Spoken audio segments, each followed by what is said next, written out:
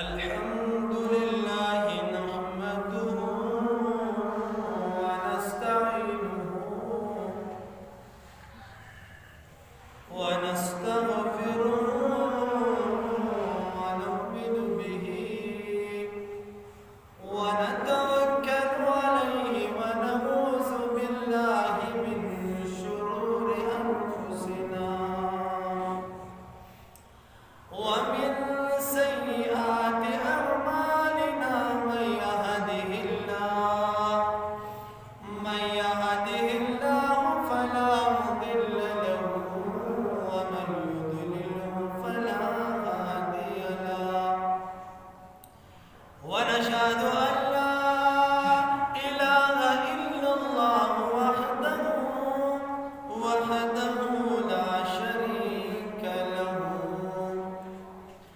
وحده لا شريك له ولا نزير له ولا وزير له ولا مشير له وحده لا شريك له ولا جد له ولا ند له ولا جدال له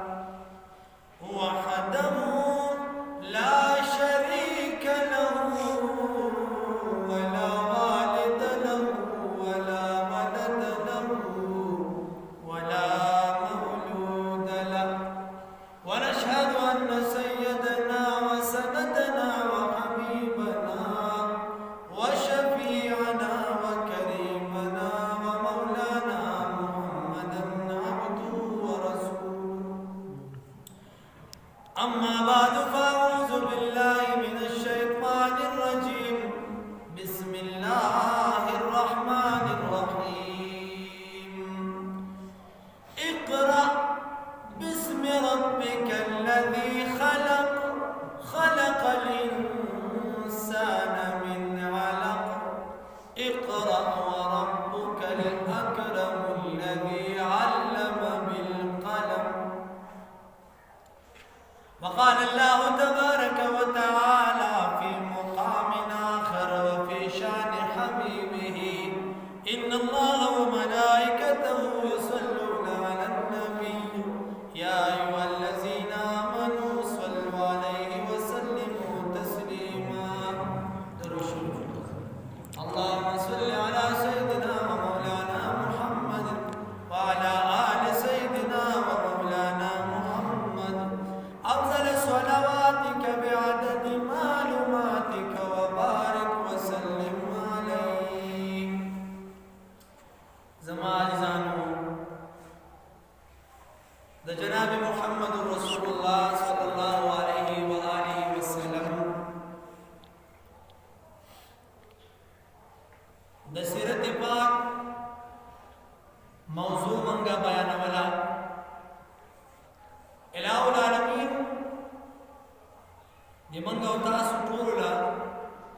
جناب محمد رسول اللہ صلی اللہ علیہ وسلم ودغ مبارک و طریقو باندې زندگی نصیب کی او دې د پاره منگا وایو چکا یو عمل بکم زمن جون کې راشي نو یقینا چې زمن جون چې دا به قیمتي شي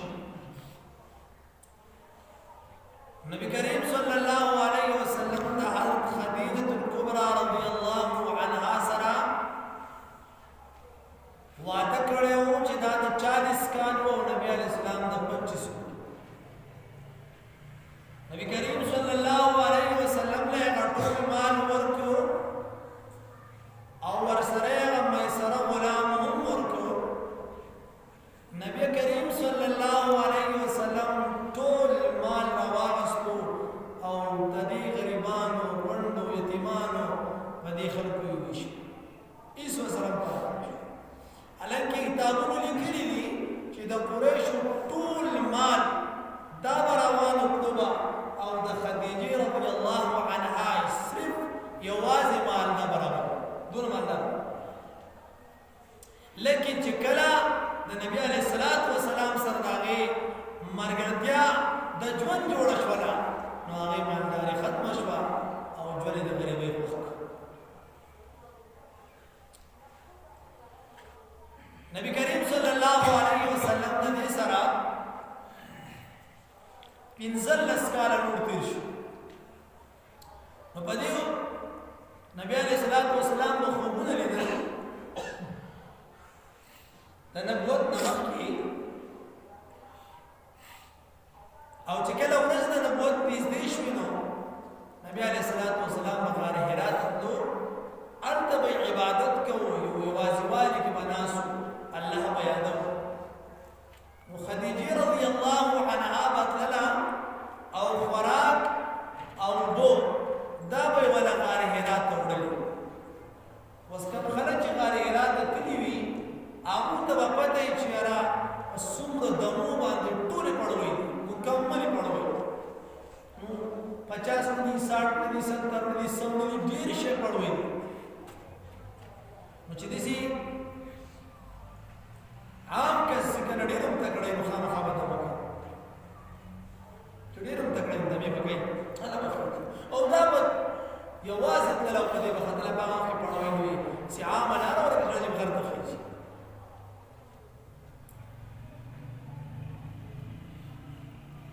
دغه شانتې ورځې تېرې شوه، بس د نبوت په 40 کال باندې نبی علیه الصلاۃ والسلام د الله د عمر 40 کاله پوره شو. نبی علیه السلام د الله بعضې وایي د ربیع الاول په 8 تاریخ باندې الله جل جلاله ورته نبوت چې دی هغه ورکړ. نبی علیه الصلاۃ والسلام فرمایي چې جبرائیل علیه السلام او میکائیل علیه السلام دواړه یعنې یو دوه کسان راغلل او زما د زړه د سینې اپریشن یې وکړو، زړه یې ترې راوویستو او دا یې ښکلی وینځو پاکې کړو او په دې کې یو خس کې غوښه وه، نو وی دا د شیطان په زړه کې د شیطان ځای جالی، نو هغه یې بیا اروا وکړله او مقاعد زړه زما چې دی هغه بند کړو او لاسه مې راښ کړو. نو نبي علیه السلام فرمایي زه روغ شوم، یو جبرائیل علیه السلام او یو میکائیل علیه السلام. وروسته بیا نبي علیه السلام فرمایي او د نبي علیه السلام اپریشن د دې سینې مبارکې 4 ځله شوی دی. لاول د حلیمې وي په کور کې، دویم نبي علیه السلام د 9 کالو، دریم نبی علیه السلام ته چې کله نبوت میلاوېدو، او څلورم چې کله نبی علیه السلام د معراج په شپه باندې تللو ده دوباره بیا اپریشن شو. نبی علیه السلام وایي ما ته جبرائیل علیه السلام راغی او ما ته ویل چې اقرأ باسم ربک الذي خلق. نبی علیه السلام ته فرمایي ما انا بقارئ، زه قارئ یم، یعنې ما دا ویل خو ما نه راځي. نو بعضې وو چې دا نبي علیه السلام د تحریر لیکل راغلي، لیکلي ورته راوړو چې دا ولوله. نبي علیه السلام یې ما خو تعلیم نه دی کړی، نه مې د چا نه څه ویلي دي چې زه دا پړاو کړم. لکه موږ دا خپله پښتو وایو، پښتو، نو زموږ د پښتو ویل داسې دي چې ته ما عام کس ته ووایې چې یاره ته لیکل وکړه، چې د پښتو لیکل وکړه، نو که ته 14 هم کړی خو چې د پښتو لیکل نه عزت کړی نه شي. اگر چې ژبه یې روزانه وي، خبرې به کې وکړي، کنزت به کې وکړي، ښه خبرې وکړي، بدې خبرې وکړي، ټولې لیکلې په خولې راځي ووایي، لیکن لیکلې نه شي کولی. د هغې وجه دا ده چې د دغې تعلیم نشته. لیکن نبي کریم صلی الله علیه وسلم هم عربي ژبه او عربي ورتله، وایي دا تحریریونو د دې وجې نه نبي علیه السلام ویلي نه وو، ځکه یې لوستل شو. بعضې وو چې نه، نبي کریم صلی الله علیه وسلم د دې وجې نه ووایي چې ما انا بقارئ، زه قارئ نه یم، یعنې زه لوستل نه شم کولی، ځکه چې د دې نه مخکې یو د سینې هغه اپریشن وشو. دویم دا چې ناشنا کسان راغله او ډایرکټ ورته ویې لوله، نو نبي علیه السلام باندې یره راغله. او دا یره ده نبوت او یا د پیغمبر د شان سره سمنافي خبره نه ده چې یاره یو یاره ومن راځي کا انساني بشریت باندې کې تقاضي راځي د کار چارت نشي او دا شان پیغمبر چې بشر د انسان په دغه ټیم باندې نبی علیہ السلام جواب ورکړي چې ما انا بقارئ سقارئ مستنشم جبرائیل علیہ السلام ځان ته نږدې کو زور ورک د دې سره یې نورم زیات شو بیا د جبرائیل علیہ السلام زور دونه طاقت بل الله ورکړی چې دا یو وزن د ځمکې لاندې ګرځاو پاسترول شي ورزو دونه طاقت ورکړي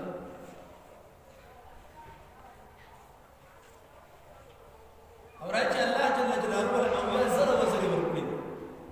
د یو وزر دا حال چې نور رسول دوه ځلات طاقتور مخلوق ته اوسې موږ څه چوتې ګولې د خپل غرور او تکبر په نشه کې اگر کې بعديان او سموديان چې الله تبارک وتعالى کله راوستو نو یو هوا یو وسیله رااله تاسو د کورونو سره راوستل لکه د پدشتک د تیلې چې کله سیلې راشي نو دا په دې بوټونو کې چورلې نو داري کې بروي بیا ګورنو برا په هوا کې دا روانه چکرې لګي د په حال وسته دا چې تر څه د کورونو راوستل الله دې خپل قهر نو وسته نبی علیہ السلام فرمائے ما انا بقارئ سقارئ نما جبرائیل علیہ السلام دوبارہ نبی علیہ السلام پر سینې سره یو ځای کې بیا وته اقرا نبی علیہ السلام ما انا بقارئ سقارئ نما دریم پیر چې نبی علیہ السلام انسان سره نږدې ورته نبی علیہ السلام فرمایل اقرا بسم ربك الذي خلق الانسان من علق نبی علیہ السلام مستشفى واپس نبی علیہ السلام راغی وجود ټول رپیږي یخا تب پر راغلینا پورته چراغه بیبي توای زملونی ما باندې سشیر او ورزوا کمبل را ورزوا نبی علیہ السلام خدیجه رضی الله تعالی عنها په پاس صادر ور ورزو پټ نبی علیہ السلام چې لک آرام شو ټول هبه نبی نوی حالات نبی علیہ السلام ټول قصه راوغستا او خپل بیبي ته بیان کړ چې داسې نبوت او داسې کسان رااله ما سره داسې طریقه وشو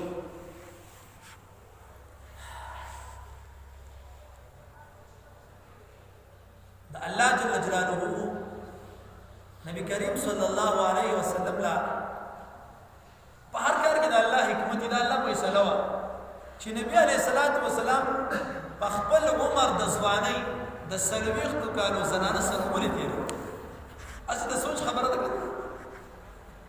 د مکه خلق راغون شي دي نبی علیہ السلام ته د نبوت نو رستا ټول رااله ابو طالب سیب ته وي دا وراره دي خلار کې چې زمون د دین خلار شي زمون دین چې دغه د چيړي زمون بوتان ته بد یو دین وي کده غواړي منګول ډیره خيستا کولی چې څومره جنکې غواړي دا مولور ارسل نبوت رسول هغه وخت کې سلويختو کال نه بعد خبره ده د 25 کال په عمر کې الله فیصله کړی دا چې دا خدیجه رضی الله تعالی عنها سره نکاح نو د چراغ نو کله چې دا د عمر د زنانه شوی نو د کې د ځوانو ین چې د هغه کې ډېر کم عقلی دونه عقل نه تا کې دا کور نه ورانی خدا په نوې جنې کې عقل نه او پکې می عقل پکې لای نو چې عقل سورا زیرا لګاغا اگر سوران کړي نو د دیو جنات دی او خيارا او قابله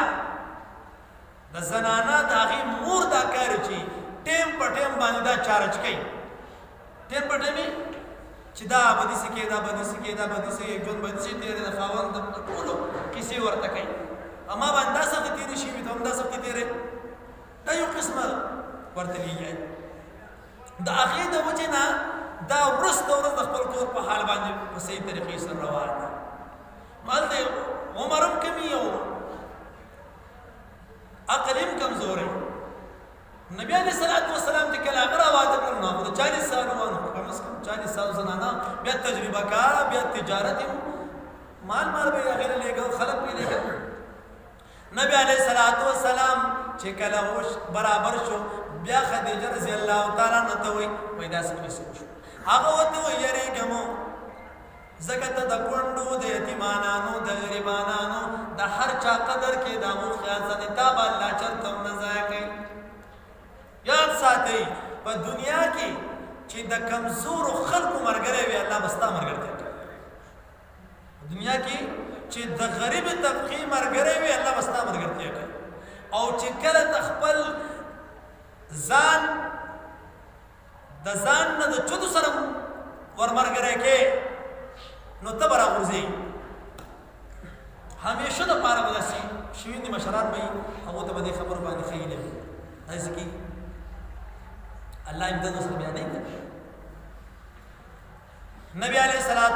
یې د لاسه ونیو ځان سره روان کو د تره زوی ورقه بن نوفل لیبون ورته وایي چې د تره زویه زما د خاوند داسې خوبونه لیدلي دي داسې حالت مې راغلی و مخکې خوبونه لیدلي اوس چې دی د نبوت خبره کوي نو هغه ورته وایي چې ته د الله پیغمبر او تا ته نبوت میلاو شوی دی خو وایي کاش چې د نبوت اعلان کړی او لکه ستا سره په دې کې ملګری و ارمان یې کړی او دا بیا وروسته نبي علیه السلام وایي چې دی به په ډېر ښه خپل د تره لور لیدلی دی نو په ښه حالت کې دی مطلب دا دی چې حالت یې ښه دی. نبی کریم صلی الله علیه وسلم ته فرمایي چې کله هم دی د نبوت اعلان شروع کړي نو دا ټول خلک به د دشمنان وګرځي ټول مکمل چې څومره دي. دویم دا چې د مکې مکرمې خلک به د خپل کور نه وباسي د خپل کلي نه به یې وباسي. نبي علیه السلام فرمایي ما څه کړي دي چې ما به خلک دي تا هېڅ نه کړي خو د انبیاو سره همیشه دې څه شوي چې کله ما هغوی د لا اله الا الله دعوت شروع کړو نو د کلي خلک د هغو دشمنان وګرځي. د دې وجې نه زه بار بار دا خبر کوم چې یو کس په خپله تبلیغ نه کوي نه دی کوي لیکن مذاق ټوکه د نبي علیه السلام ژوند سره تړلې دي بلې چاته نه کوي مه کوه نه ځې مه ځه لیکن د زړو قدر دا یو د دین یو مجلس دی یو مبارک محنت دی د نبي علیه السلام د ژوند سره تړلی دی چې نبي کریم صلی الله علیه وسلم 14 کاله په مکه مکرمه کې محنت کړی دی کلمې طیبې 14 کاله 10 کاله په مدینه منوره کې جهاد کړی دی د کافرو سره څه جهاد څه په دې ژوند په دې باندې زندګي تېر کړې هلته بیا حکومت راغی د نبي علیه السلام او په دغه وخت کې نبي کریم صلی الله علیه و آله وسلم چې دا خبرې وشوې نبي علیه السلام واپس راغی ځای نه بیا راغی او د هغې نه بعد نبي کریم صلی الله علیه وسلم باندې الله جل جلاله آیاتونه مبارکه نازل کړو د ټول نه اول نبی کریم صلی الله علیه وسلم ته الله جل جلاله فرمایا ایها المزمل قم الليل الا قليلا بل الله فرمایا ایها المدثر قم فانذر وربك فكبر اے پیغمبرو صادر کی ان غفتم کیا پاسا قم فانذر پاسا خلق ويروا اچانا اما د عذابنا د سخت نه ويروا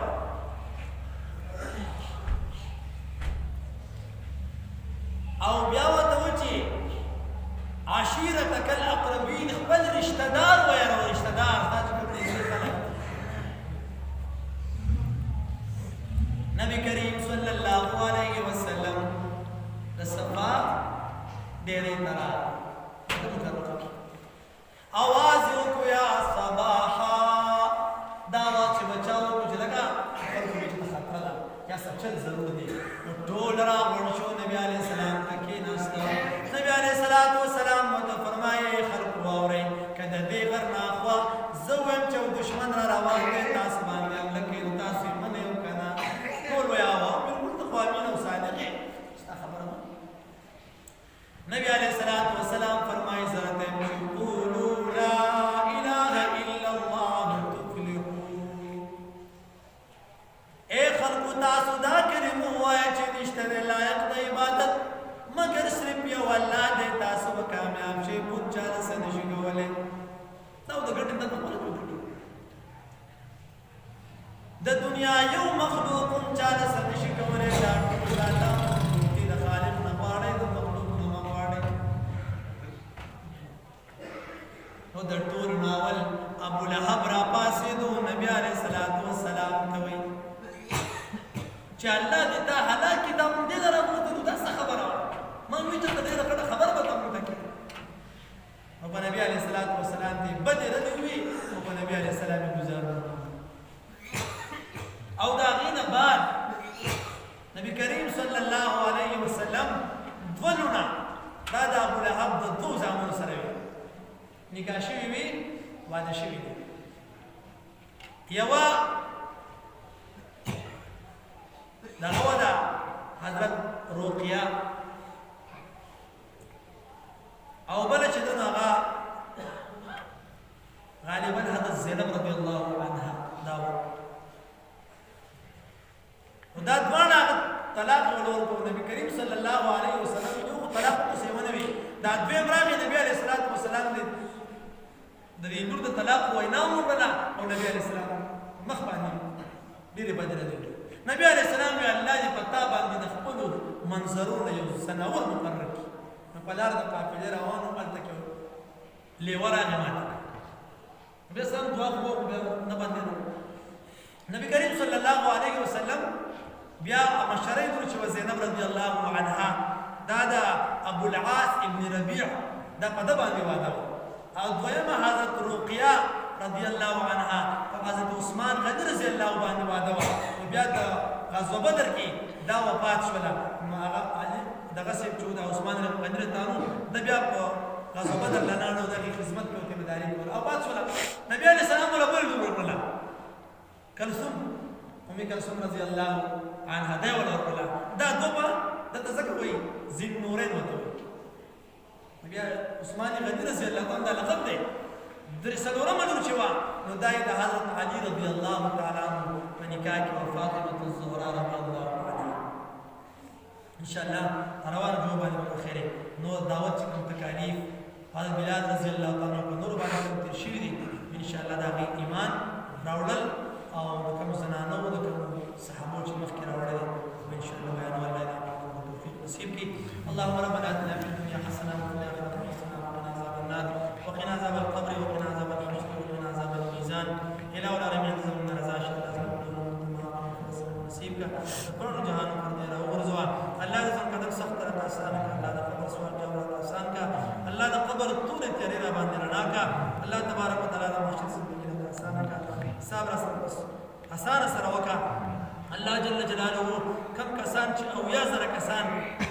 به حساب به کتاب رب العالمین جنت تزي الله مون ټول پای کې راواله مون وردار پای کې راواله زمون استادان پای کې راواله زمون شتاران پای کې راواله مون ټول مقتدیان پای کې راواله زمون شاګردان پای کې راواله الله تبارک وتعالى باندې رحم وکړه یا الله جل جلاله دې ناس کسانو کې صبر کسان بیماران دي الله ورونو کې الله شفای کامله دې نصیب کړه خصوصا همغه استاد توتا چې هغه بیمار دی شریک کړی دی او دیم چې هغه توصیف علاقه ډېر بیمار دی د ډېر وخت نه دی ځواني عمر دی ټول ته خصوصي دعا وکړي چې الله تبارک وتعالى ټول شفای کامله اجر نصیب کړه نور څومره کسان الله زموږ استادانو کې رشتہدارانو کې خپلوانو کې پردو کې الله په هر ځای کې رب العالمین هسپتالونو کې کومه کې ټول شفای کامله اجر نصیب کړه الله تبارک وتعالى باندې رحم او کرم وکړه یا الله جل جلاله زموږ رضا شه الہ العالمین زموږ صبر کسان زموږ والد شه استادان اشترا صبر او پاتشوی دی الله ټول کامل مغفرت وکړه الله جل جلاله چا په باندې شریعت ته دی الله دې برکا چا مشکلات او پریشانې ختم کا چا اولاد نبی الله صالح نیک امر دیندار اولاد ورکړه چا اولاد نه فرمان وي د مور پلار تابعدار وګرځوا الله جل جلاله چا کورونه کې په اتفاقي دي په اتفاقي بدل کا نفرت په محبت بدل کا الله د کوم کسان رب العالمین ودونه نه کړي الله د خیر سره فضل کرم سره الله دیندار صالح نیک امر د مور او پلار د خوشاله د بار ول الله نیکانه بیان ورکړي الله جل جلاله رحم او کرم وکړي چا کاروبار نه وي الله